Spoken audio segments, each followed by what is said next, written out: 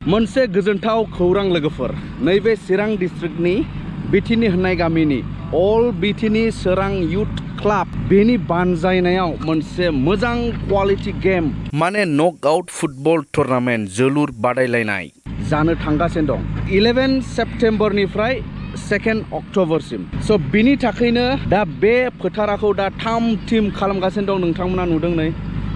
बेवहाय मोजां टीम्सफोर बाहागो लागोन मोजां क्लाब्सफोरनिफ्राय दा बेनिखायनो क्वालिटी गेम जाहोनो थाखाय जों फिल्डखौबो क्वालिटी खालामगासिनो दं नैबे समाव प्राय जोंनि फिल्डआथ' एसे मोजांखा अब्लाबो आरोबाव साबसिन खालामदों सोरगिदिङै अडियन्सफोरनि थाखाय दिनै आखायाव सिखा खंखाइ लानानै आखायाव खदाल लानानै दानफ्रुगासिनो दं स' नोंथांमोना नैबे डेटखौ गोसोआव लादो जायफोरा फुटबल नायनो मोजां मोनो जोलुर बादायलायनायखौ नोंथांमोना डेटखौ गोसोआव लादो 11 तारिख सेप्तेम्बर नैबे बोसोरनि 11 तारिख सेप्तेम्बरनिफ्राय बेवहाय गिदिर खेला मोनसे जानो थांगासिनो दङ दे बे जादों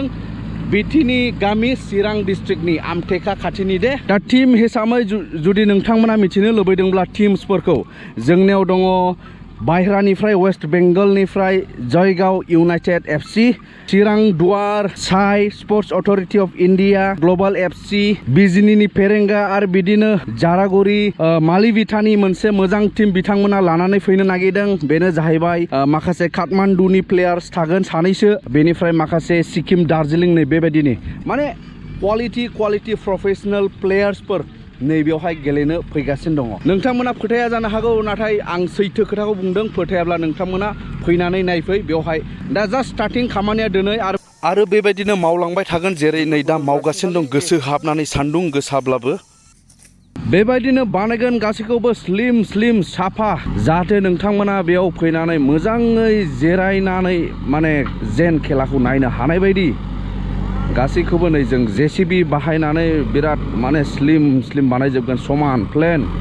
जाहाथे जेबो उसुबिदा जायै बायदि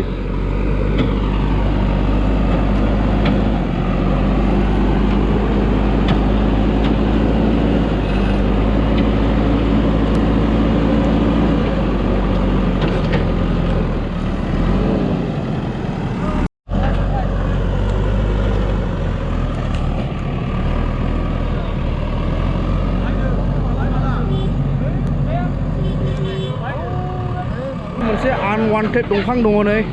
बेखौ एसे फुनाय जाबाय नै नायदो नै माबायदि फुयो इजि सिम्पोल दाउ खिबुसोमोन नामायलाय दंफाङा खामानि गैया इयो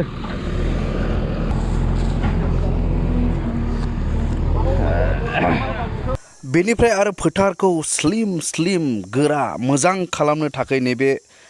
रलार भाइब्रेटर रलार ना मा होनो नै बेखौ बाहायनाय जादों दे जोङो नै दा बेजोंबो होहाबगासिनो दं नै समान मोजां भाइब्रेटर रलार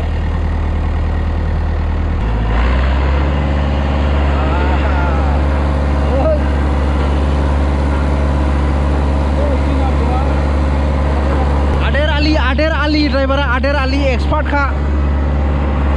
এটা কি ও ভাইব্রেশন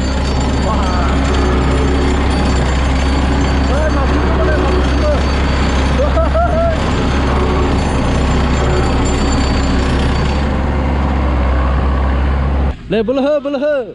माने खौसेथियानो बोलो होनदों माने एखेबारे साइड खालामगासिनो दं साफा माने अडियन्सफोरनि थाखाय अडियन्सआ इम्पर्टेन्ट नालाय जोंनि थाखाय अडियन्सआ बिराद इम्पर्टेन्ट अडियन्सआ इम्पर्टेन्ट बोलो हो बेखौ साइड खालामदों औ बरिया मा जाखो खौ नांगौना नांले नोंलाय नांगौ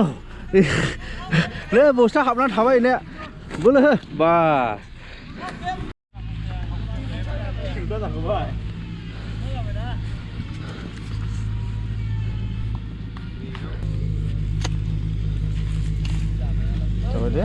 जाबायलै गिलिद्राय जायो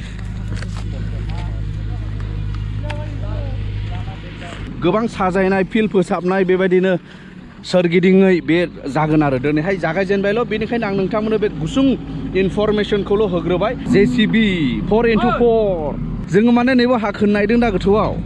नैबे गरखाइनिफ्राय बोखांनानै नैबे हा होनानै नैखौ समान खालामनायदों आरो जोंनो माने नांगौ क्वालिटी फिल्ड क्वालिटी खेलानि थाखाय क्वालिटी फिल्ड नांगौ स' स' बेनिखायनो नाजाथाबगासिनो दं नांथाबगासिनो दं बयबो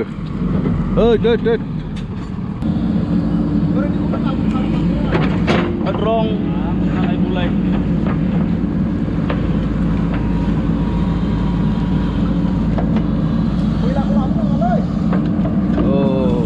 माने नैबो ओरै खोलांनांगौ दा गिसिलाबो जायोथ' जायो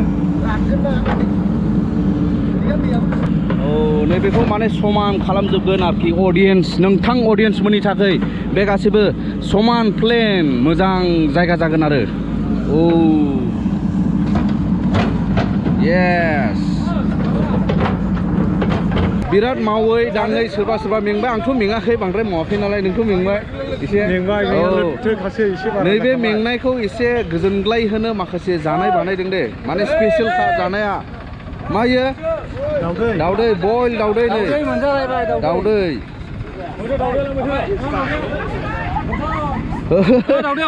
माबा गोसो गुदुं महिलाफोरबो दङ बेयाव दे गोसो गुदुं महिलाफोरबो दं जायफ्रा माने गेलेनाय माने स्पर्ट्सखौहाय माने मोजां मोनग्राफोर नै